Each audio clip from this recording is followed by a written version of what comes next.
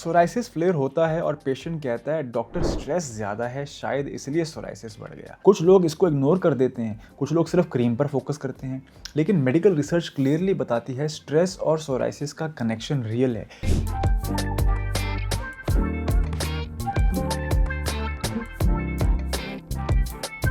सबसे पहले समझिए स्ट्रेस मेडिकल टर्म्स में क्या होता है। स्ट्रेस सिर्फ टेंशन या ओवर थिंकिंग नहीं होती, ये बॉडी का फिजियोलॉजिकल रिस्पॉन्स होता है जब ब्रेन प्रेशर या थ्रेट फील करता है।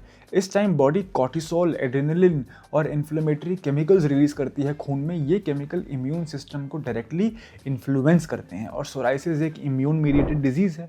इसमें इम्यूनिटी के सेल्स यानी कि टी सेल्स स्किन में इन्फ्लेमेशन ट्रिगर करते हैं। रिजल्ट होता है रैपिड स्किन टर्नओवर, रेडनेस, लाली, खुजली, इचिंग। अब रिसर्च क्या कहती है? मल्टीपल स्टडीज ने शो किया है कि high stress level psoriasis flare का रिस्क इंक्रीज करते हैं।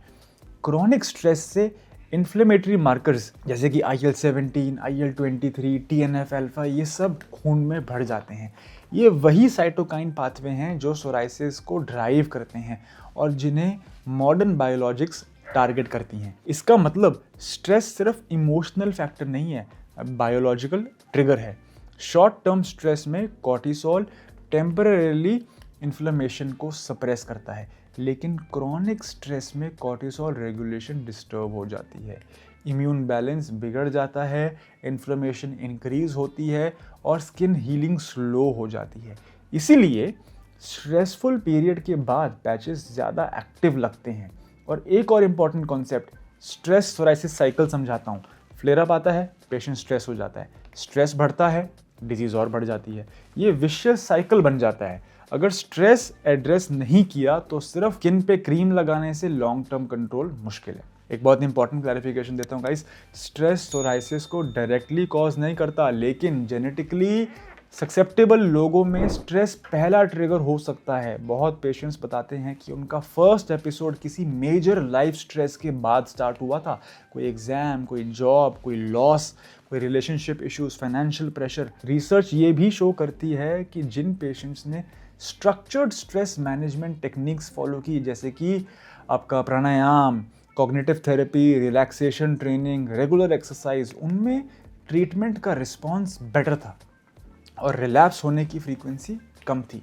तो प्रैक्टिकल लेवल पे क्या करना चाहिए आपको स्ट्रेस कंट्रोल का मतलब परफेक्ट काम होना नहीं होता। Small consistent steps impact create करते हैं। Proper sleep, proper routine, physical activity, deep breathing, mind relaxation techniques. कुछ केसेस में काउंसलिंग भी स्ट्रॉन्ग सपोर्ट सिस्टम बन सकती है।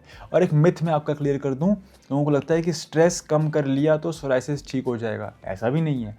स्ट्रेस कंट्रोल एक सपोर्टिव पिलर है।